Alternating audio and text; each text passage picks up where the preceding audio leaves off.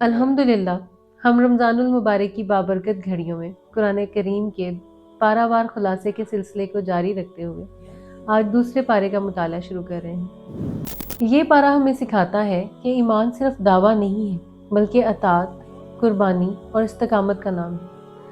आइए अब हम दूसरे पारे के खुलासे की तरफ बढ़ते हैं। सूरह बकरा एक नहायत जामे सूरत है। इसमें दीन का पूरा ज़ाब्ता हयात मुसलमानों को बताया गया है। इस पारा का आगाज तहवील किबला के हुक्म से होता है। नबी करीम सल्लल्लाहु अलैहि वसल्लम की शदीद ख्वाहिश थी कि बैतुल मक़दस की बजाय बैतुल्लाह की तरफ रुख करके इबादत करें। चुनाचे इस सूरत में बैतुल मक़दस की बजाय काबा मुशर्रफा की तरफ मुंह करके नमाज पढ़ने का हुक्म दिया गया और हमेशा के लिए बैतुल्लाह को किबला करार दे दिया गया। ये भी हुक्म दिया गया कि जहाँ कहीं भी हो, नमाज में अपना चेहरा बैतुल्लाह की तरफ ही करो। यहूद, कुफार और मुनाफिकीन ने इस हुक्म पर सख्त एतराज़ात किए। इसके जवाब में अल्लाह ताला ने फरमाया कि मशरिक और मगरिब सब अल्लाह ही के हैं, तो जिस तरफ भी तुम रुख करो वो अल्लाह ही की तरफ होगा। इसके बाद दुआ की कबूलियत का जिक्र है जो सैयदना इब्राहीम ने मांगी। चुनाचे नबी करीम अलैहिस्सलातु वस्सलाम की बेसत का जिक्र किया गया और आपके 4 वज़ाइफ बताए गए कि आप सल्लल्लाहु अलैहि वसल्लम को तुम्हारी तरफ मबूस करने का मकसद ये है कि वो तुम्हें मेरी आयत पढ़कर सुनाए, तुम्हारा तज़किया करें, तुम्हें किताबों हिकमत की तालीम दें और तुम्हें वो सब सिखाएं जो तुम नहीं जानते। बस यही आपकी उम्मत का भी मकसद होना चाहिए। इसके साथ साथ ज़िक्र, शुक्र और नमाज की भी तलकीन की गई। ये तंबीह भी की गई कि तुम्हारी ज़िंदगी में आजमाइशें आती रहेंगी, तो असल खुशखबरी सब्र करने वालों के लिए है और सब्र करने वाले ही हदायत याफ्ता है। मुसीबत के वक्त आखिरत को याद करने की तलकीन भी है, क्योंकि ऐसा करने से मुसीबत हल्की लगने लगती है। फिर अल्लाह ताला ने मुख्तसरन इल्म को छुपाने वालों और उनके लिए तैयार करदा वईद का तज़किरा किया है।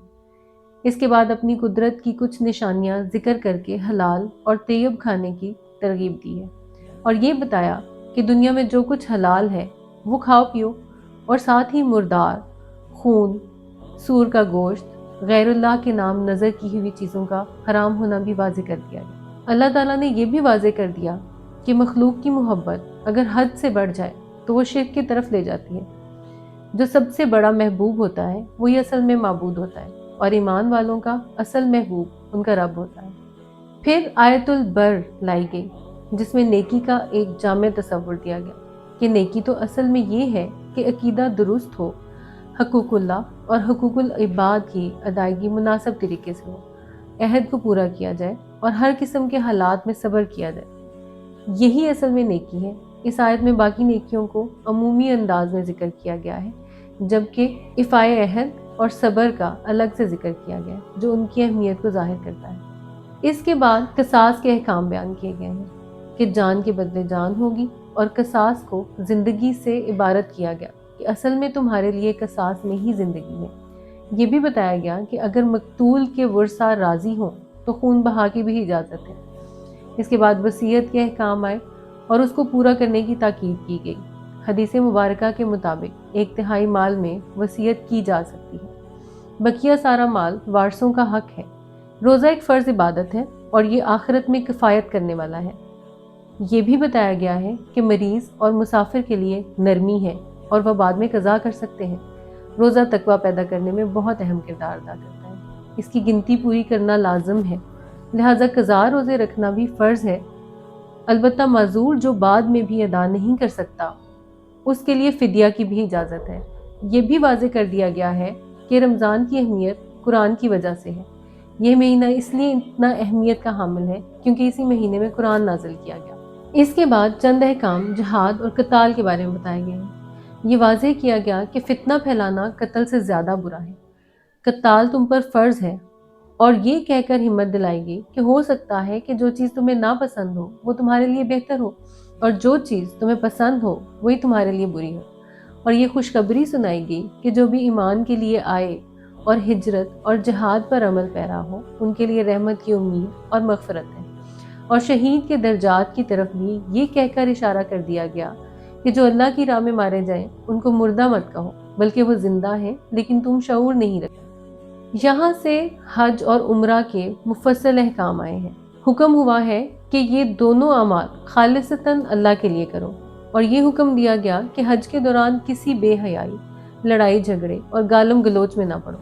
हज का सफ़र नेकियों का सफ़र होना चाहिए और ज़्यादा से ज़्यादा बख्शिश मांगनी चाहिए। ये भी वाज़ेह हुआ कि जन्नत का रास्ता आजमाइशों से भरा हुआ है। कोई शख्स उस वक़्त तक कमाल को नहीं पहुंचता जब तक कि वो आजमा न लिया जाए। इस बारे में सहाबा कराम के बाद सवालात का भी जवाब दिया गया है। इसमें इत्तफाक के मुसारिफ के बारे में सवाल का जवाब दिया गया कि जो भी तुम्हारे ज़रूरत से ज़ायद हो वही खर्च करो। इसमें से सबसे बेहतरीन खर्च वो है जो वालिदैन, कराबतदारों, यतीमों, मस्कीनों और मुसाफिरों के लिए है और उनकी मदद के लिए खर्च किया जाए। इसके अलावा शराब और जुए की हुर्मत का जिक्र किया गया।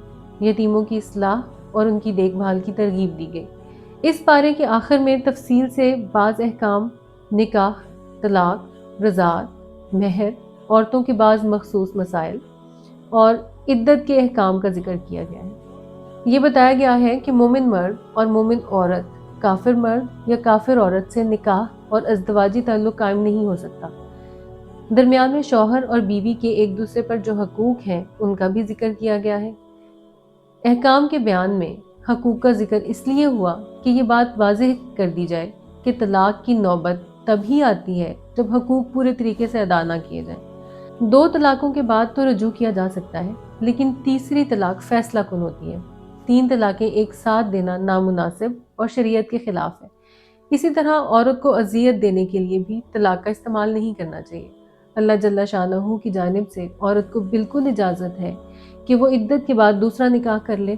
इसी तरह बेवा के ऊपर भी 4 माह 10 दिन इद्दत करना फ़र्ज़ है और इस दौरान शौहर के घर में रहना उसका हक है।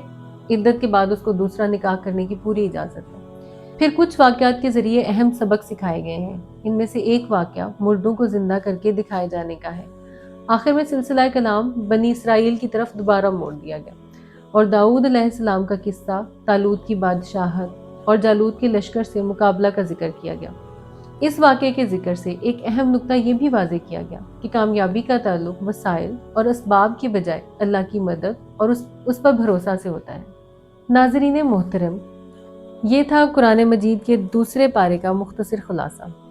अल्लाह ताला से दुआ है कि वो हमें कुरान को समझने और उस पर गौर करने और इसकी तालीमात को अपनी ज़िंदगी का हिस्सा बनाने की तौफीक अता फरमाए। अगर आपको ये सिलसिला मुफीद लग रहा है तो इसे शेयर कीजिए और अपनी दुआ में याद रखिए। इंशाअल्लाह हम अगली वीडियो में तीसरे पारे का खुलासा लेकर हाजिर होंगे। तब तक के लिए इजाज़त दें। अल्लाह हाफ़िज़।